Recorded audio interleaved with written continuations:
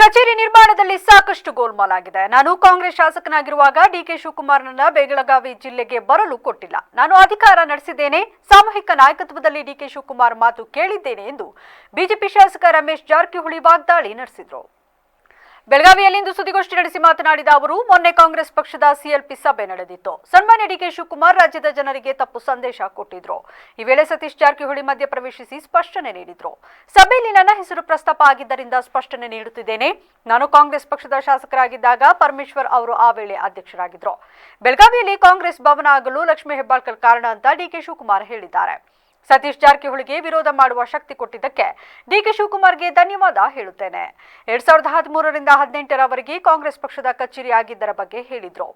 ಈ ಸಂದರ್ಭದಲ್ಲಿ ಲಕ್ಷ್ಮೀ ಹೆಬ್ಬಾಳ್ಕರ್ ಜಿಲ್ಲಾಧ್ಯಕ್ಷೆಯಾಗಿದ್ರು.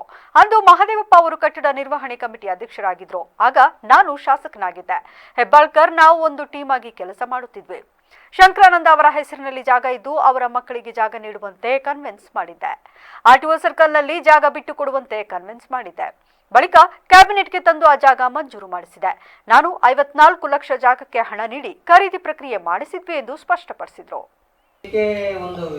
ಅದು ಮುಗಿದ ಅಧ್ಯಾಯ. ಇವತ್ತು ನಾನು ಬಿಜೆಪಿ ಒಬ್ಬ ನಿಷ್ಠಾವಂತ ಶಾಸಕ, ನಿಷ್ಠಾವಂತ ಕಾರ್ಯಕ್ಕೆ ಕೆಲಸ ಮಾಡ್ತೀನಿ. ಅದ್ರ ಬಗ್ಗೆ ನೋ ಕಾಮೆಂಟ್ಸ್.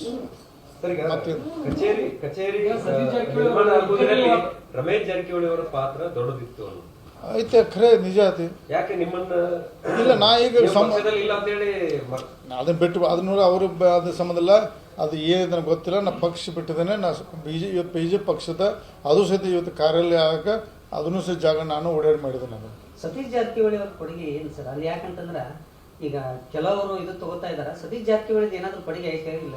ಅವರು ಆಮೇಲೆ ಮುಂದಿನ ದಿನದಲ್ಲಿ ಅವ್ರ ಕೊಡುಗೆ ಇದೆ. ಅವರು ಕೊಡುಗೆ ಇದೆ, ಇಲ್ಲ ಅನ್ನಕ್ಕೆ ಬರೋದಿಲ್ಲ. ನಾನು ಪಕ್ಷ ಬಿಟ್ಟ ನಂತರ ಆಮೇಲೆ ಕಟ್ಟಡ ಸ್ವಲ್ಪ ಹರಿದಾಗಿದೆ. ಮುಂದಿನ ದಿನದಲ್ಲಿ ಕೈ ಹಚ್ಚಿ ಪೂರ್ವ ಪ್ರಮಾಣ ಮಾಡಿ ಇವತ್ತು ನಿರ್ವಹಣೆಗೋಸ್ಕರ ಸಹಿತ ಅವ್ರು ಕಾಂಗ್ರೆಸ್ ಪಕ್ಷದ ಪ್ರತಿ ತಿಂಗಳು ನಡೆಸಲಿಕ್ಕೆ ದುಡ್ಡು ಕೊಡ್ತಾರೆ. ಅವ್ರು ನಡೆಸೋದು ನಾನು ಕೇಳಿದ್ದೀನಿ, ನಂಗೆ ಗೊತ್ತಿಲ್ಲ. ಅವರು ಅದರ ಕಾಂಗ್ರೆಸ್ ಪಕ್ಷ ಕಚೇರಿ ಪೂರ್ವ ಆಗಲಿಕ್ಕೆ ಮತ್ತು ಇವತ್ತು ನಿರ್ವಹಣೆ ಮಾಡಲಿಕ್ಕೆ ಅವ್ರದ್ದು ಕೈ